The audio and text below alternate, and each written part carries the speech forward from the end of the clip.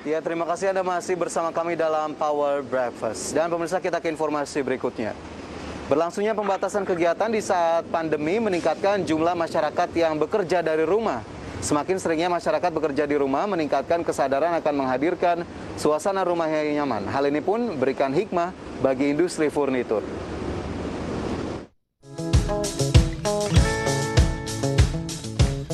Industri furnitur merupakan salah satu sektor yang tak terdampak pandemi COVID-19. Ketika sektor industri lainnya terserang pandemi, pasar ekspor industri furnitur justru mengalami peningkatan sebesar hingga 6%. Ada optimisme dari pertumbuhan industri furnitur di Indonesia. Membaiknya sektor properti mengakibatkan adanya peningkatan permintaan furnitur. Sejak pandemi, semakin banyak masyarakat yang sadar akan pentingnya mempunyai rumah yang nyaman. Kondisi ini jelas berbeda dengan kondisi sebelum pandemi. Dengan adanya kondisi tersebut, dapat dikatakan bahwa secara tren sektor furnitur menjadi salah satu sektor yang mendapatkan hikmah dari adanya pandemi COVID-19. Sementara itu, pertumbuhan potensi industri furnitur juga disadari bukan hanya oleh satu pemain saja, tetapi juga banyak pemain. Tentunya hal tersebut menimbulkan iklim persaingan antar perusahaan. Bagaimana pelaku industri furnitur bersaing untuk memperebutkan market domestik dan impor? Simak ulasannya hanya di segmen Create Up dalam Power Breakfast.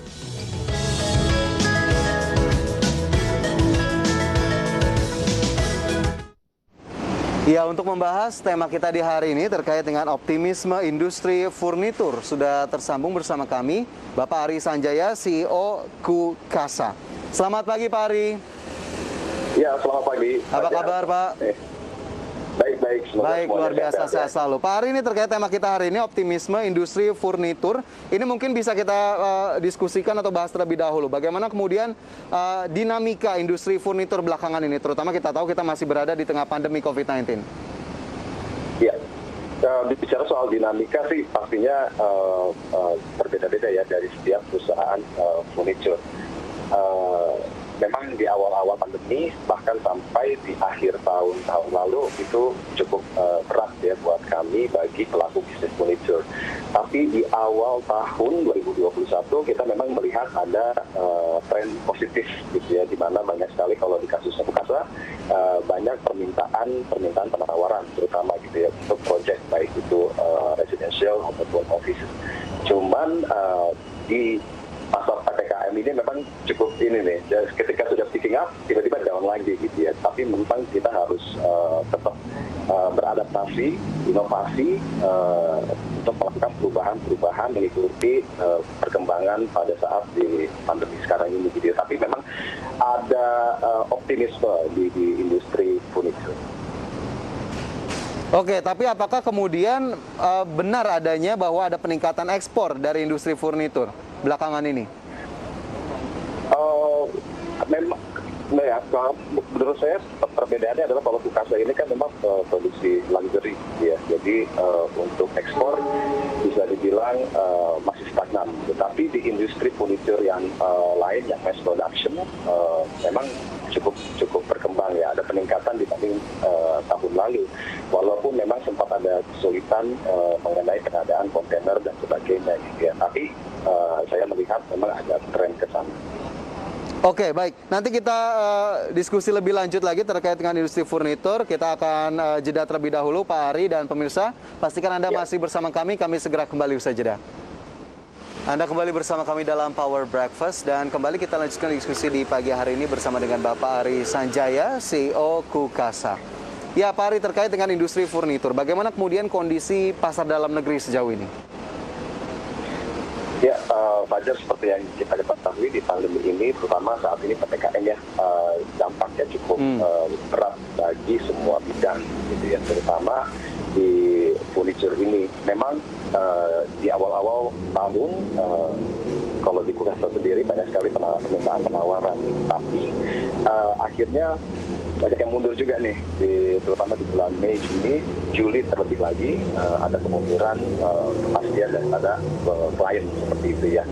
Dan kalau kita lihat terutama untuk di industri furniture yang luxury cukup menurun signifikan di 2 bulan belakangan ini. Tapi saya melihat ada tren sedikit, ada optimisme ya, ada atau tren sedikit meningkat di akhir bulan, di awal bulan Agustus ini ya, mungkin karena terkait easing atau pelonggaran PPKM ya. Akhirnya ada proyek-proyek yang tertunda, itu sudah mulai dibuka gitu ya untuk pemesanan furniture ataupun juga renovasi dan sebagainya mulai dijalankan. Jadi untuk domestik sendiri ya kita melihatnya bahwa harapannya ya akan kembali seperti di awal tahun 2021 ini nih, di awal tahun itu cukup kita merasa kayaknya sudah mulai nih industri furniture bisa bangkit lagi seperti di 2019 karena 2020 bisa dibilang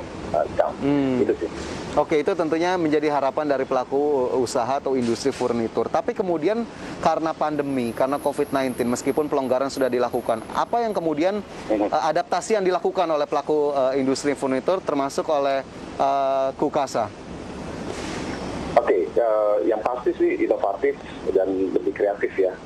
Kita mengikuti memang sekarang sudah digitalisasi, jadi sekarang pada sendiri kita sedang berbenah nih untuk lebih menggalakkan strategi di digital gitu ya. Kita sudah mengarah ke e-commerce yang sekarang ini kita lagi susun, hopefully within 3 or 4 months ini bisa berjalan gitu ya, untuk transisi dari yang kita retail memiliki galeri gitu akhirnya menjadi di e-commerce online seperti itu. Terus efisiensinya adalah mengurangi variabel cost yang pastinya memberatkan perusahaan ya. Ada beberapa karyawan kami yang kontrak ya terpaksa kami tidak lanjutkan gitu ya, tapi kita keep beberapa yang memang mainnya. Terus cost seperti misalnya penyewaan tempat galeri gitu, ataupun tempat untuk etalase sebagainya itu di stop ya. Jadi memang dimanfaatkan apa yang kita punya, seperti misalnya kalau kami memiliki warehouse ataupun gudang yang memiliki kantor, ya disitulah kita akhirnya memaksimalkan dan akhirnya semua juga menggunakan digital online. Oke, tentunya memang berbagai langkah dilakukan, termasuk tadi ada efisiensi dan juga adaptasi pastinya sudah dilakukan dan strategi-strategi tentunya ditetapkan. Tapi melihat industri furnitur juga sejauh ini, Pak Ari, meskipun di tengah pembatasan, tentunya proses produksi saya yakin tidak berarti berhenti ya. Bagaimana kemudian akhirnya proses produksi di tengah pandemi ini, termasuk juga proses development dan juga research untuk mengeluarkan desain terbaru? Ya, kalau untuk R&D, terutama desain terbaru tetap kami jalankan ya. Ini untuk mensiasati dan melihat projection ke depan kira-kira. Nah, dari dengan adanya pandemi ini sebenarnya semakin fokus nih kira-kira untuk menanggapi keinginan pasar. Kira-kira kebutuhan pasar itu apa sih? Gitu. Jadi kita sudah mengarah ke sana untuk lebih spesifik lagi gitu.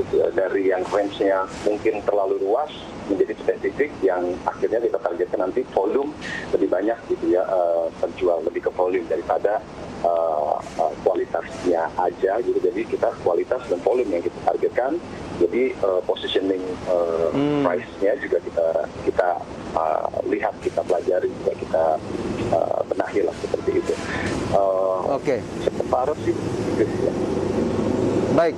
Pak Ari, ini saya potong sebentar, nanti kita lanjutkan di sesi berikutnya. Masih ada satu segmen terakhir, ada beberapa yang ingin saya tanyakan juga, tapi nanti pemirsa jangan beranjak dari tempat Anda.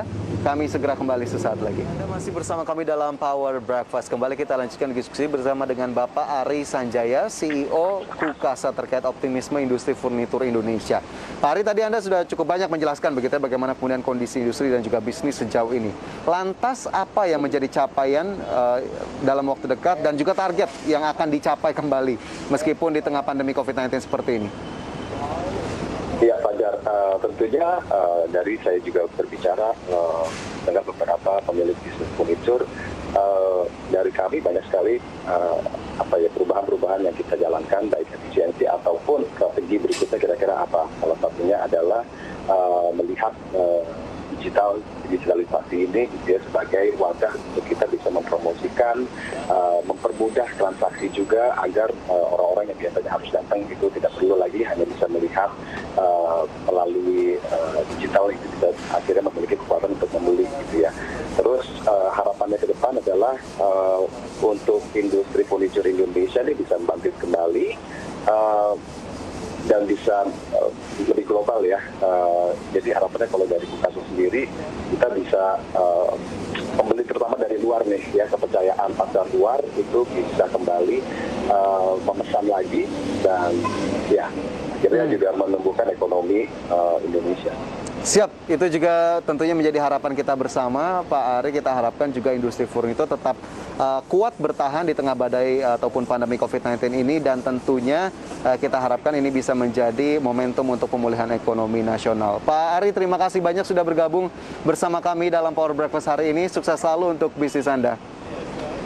Amin, terima kasih Pak Jas. Ya, pemirsa, 90 menit sudah kami menemani Anda dalam Power Breakfast. Lindungi keluarga Anda saat penularan COVID semakin meningkat. Tetap patuhi protokol kesehatan 3M, memakai masker, menjaga jarak dan jauhi kerumunan, serta mencuci tangan di air yang mengalir. Dan jangan lupa dukung vaksinasi pemerintah demi terjadinya kekebalan kelompok agar pandemi segera berakhir. Dan tentunya semoga pembahasan tadi dapat menjadi referensi dan sumber informasi untuk Anda. Tetap perbaharui informasi Anda hanya di IDX Channel, your trustworthy economic business and capital market channel. Dan see you in the morning.